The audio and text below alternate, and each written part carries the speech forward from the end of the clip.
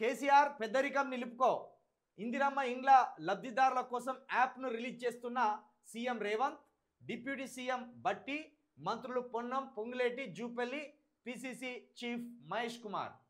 ఇందిరమ్మ ఇళ్ళ కోసమే ఒక యాప్, ఇందిరమ్మ ఇళ్ళ లబ్ధిదారుల కోసం అట. ఎవరికైతే ఇండ్లు మంజూరైనాయో ఆ మంజూరైన వాళ్ళ కోసము ఈ యాప్ను తయారు చేసినట. మరి ఈ యాప్ ద్వారా ఎలాంటి సమాచారం ఈ లబ్ధిదారులకు ఇస్తారు?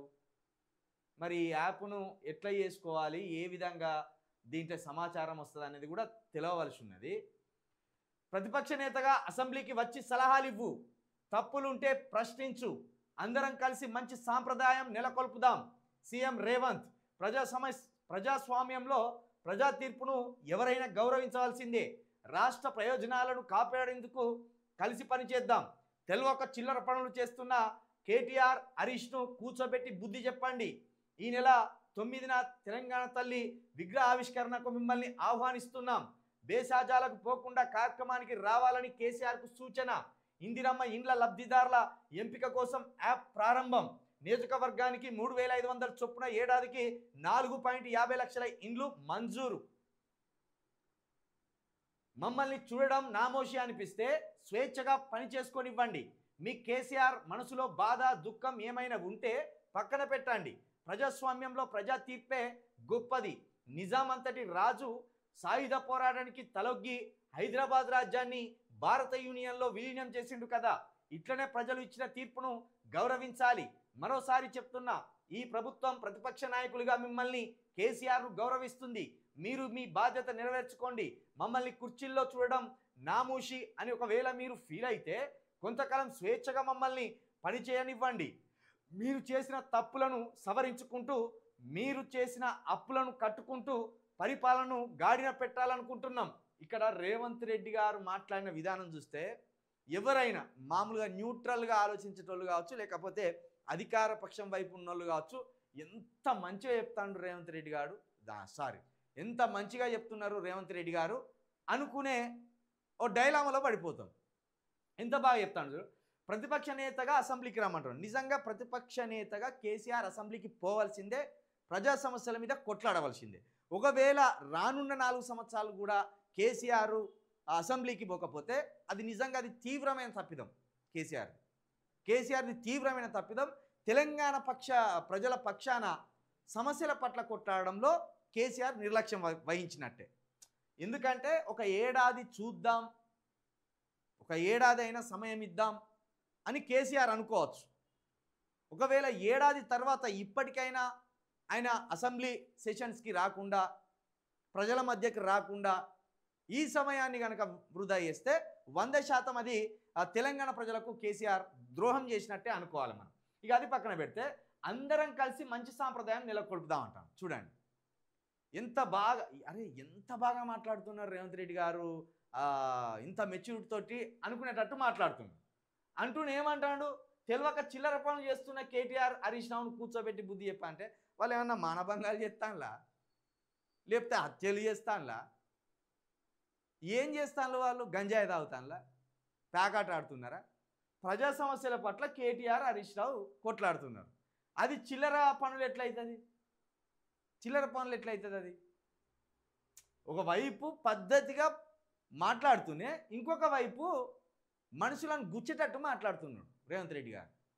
ఇక అప్పుడు ఎక్కడ కలిసి వస్తారు ప్రతిపక్ష నేతలు? మీరు అందరం కలిసి పనిచేద్దామని మీరు అన్నప్పుడు ప్రతిపక్ష నాయకులు ఎట్లా వస్తారు? ఇంకేమంటారండి, ఎవరైనా చూస్తే తెలంగాణ తల్లి విగ్రహ ఆవిష్కరణకు కేసీఆర్ను కూడా రమ్మన్నారు రేవంత్ రెడ్డి గారు అన్నారు. ఆ తెలంగాణ తల్లి విగ్రహం ఎక్కడ పెట్టాలనుకున్నారు కేసీఆర్? బయట పెట్టాలనుకున్నారు. ఈ తెలంగాణ మొత్తానికి ఒక ప్రతీకగా, మన గౌరవంగా తెలంగాణ తల్లిని రోడ్డు మీద పెట్టాలనుకున్నారు. మీరేం చేసిండ్రు? రాహుల్ గాంధీ తండ్రి రాజీవ్ గాంధీ విగ్రహం తెచ్చి రోడ్డు మీద పెట్టి తెలంగాణ తల్లిని లోపల పెట్టిండ్రు. ఇప్పుడు వాళ్ళకి నచ్చని పని చేసి వాళ్ళని ఆహ్వానిస్తే వాళ్ళు వస్తారా? రారు. ఇక బేషాల జాలకు పోకుండా రావాలట.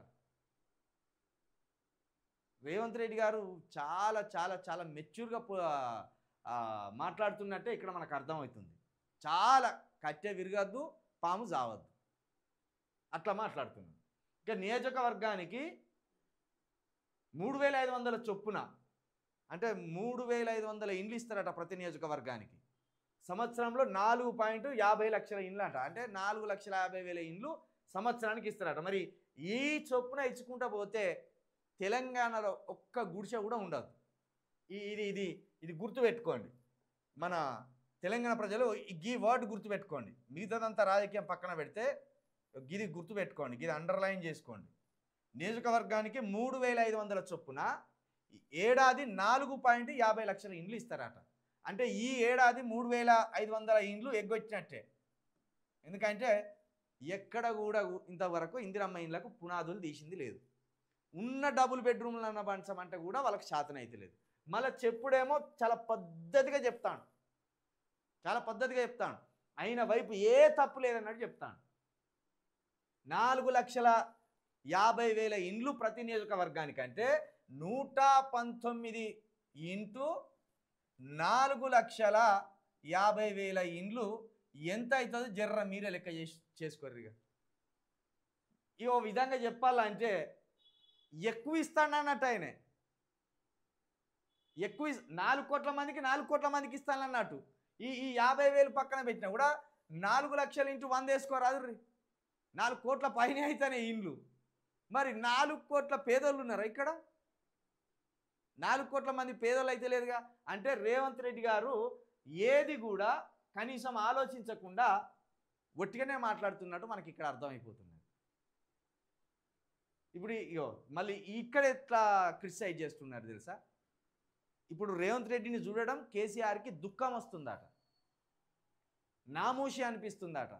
నా ముందు చిన్నపిల్లగాడు ముఖ్యమంత్రి సీట్లో కూర్చుంటే పుసుకున్న నేను అసెంబ్లీకి పోతే వెనక ముందు చూడకుండా నన్ను ఇష్టానుసారంగా విమర్శిస్తే నేను దుఃఖపడనా, నాకు నామూషి కాదా అని మీరు కనుక అనుకుంటే మా పని మాకు చేయనివ్వండి అంటాడు రేవంత్ రెడ్డి గారు.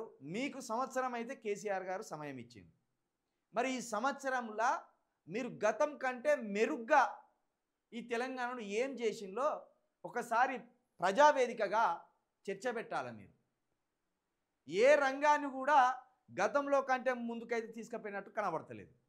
ఒక దాంట్లో మెచ్చుకోవచ్చు మిమ్మల్ని, రియల్ ఎస్టేట్ మొత్తం పడిపోయింది. ఇది మంచిదే, ఎందుకంటే సామాన్యులకు అందుబాటులోకి రావాలి భూముల ధరలు. రియల్ ఎస్టేట్ పెంచుకుంటా పోతే సామాన్యానికి గజం జాగ కూడా దొరకదు. ఈ విషయంలో నీ ఫెయిల్యూరా నీ ఘనత మాకు తెలియదు, కానీ ఈ విషయంలో మాత్రం నువ్వు సూపర్ సక్సెస్. తెలంగాణ భూముల రేట్లు మొత్తం పడిపోయేటట్టు చేసినావు. ఇందిరమ్మ మోడల్ ఇన్లాట ఇట్లుంటాయట. మళ్ళీ ఇందిరమ్మ బొమ్మేసి ఇందిరమ్మ బొమ్మ లేకుండా మాత్రం ఇల్లు కట్టారు. ఇక రేవంత్ రెడ్డి జూబ్లీస్లో కట్టుకున్న ఇల్లుని తీసుకొచ్చి ఫోటో వేసి దానికి ఇందిరమ్మయ్య మొత్తం వైట్ పెయింట్ వేసి 3 రంగుల జెండా పెట్టినట్టు పెట్టి ఇక్కడ ఇంత అద్భుతంగా ఇల్లు ఉండబోతుందని చెప్తాను. ముందు కట్టిన ఇండ్లను పంచే ప్రయత్నం చేయరు.